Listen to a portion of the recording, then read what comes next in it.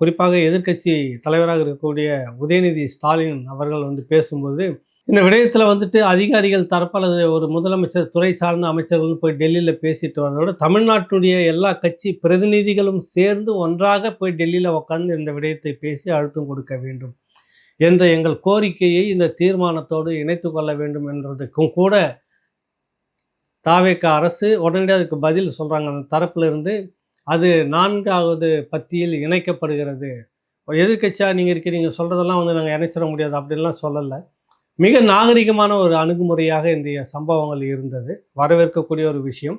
எல்லா கட்சிகளுக்கும் தமிழ்நாடு மக்கள் சார்பாக நன்றி சொல்ல வேண்டும்.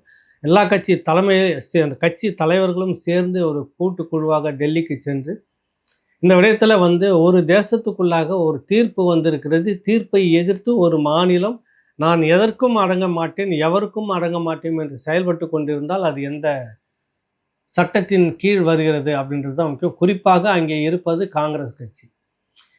சரியாக 2 ஆண்டுகளுக்கு முன்பாக இதே காலகட்டத்தில் ராவணாவில் தெளிவாக பேசியிருக்கிறேன். அப்போ இந்த மாதிரியான ஒரு பிரச்சனைகள் வருகிறது.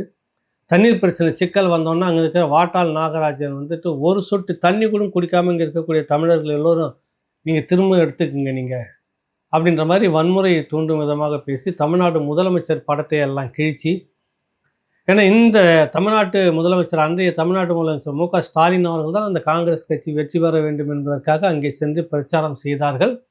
கூட்டணி கட்சி சார்பாகவும் செய்து போயிருந்தாங்க. இவங்கெல்லாம் பாடுபட்டு தான் அங்கே காங்கிரஸ் கட்சியே உருவாகுது, ஆட்சியில் உட்கார்ந்த பிறகு அவர்களுடைய வேலையை காட்டுறாங்க. தண்ணி கிடையாதுன்றது பெரிய பிரச்சனை நடந்தது 2 ஆண்டுகளுக்கு முன்பாக.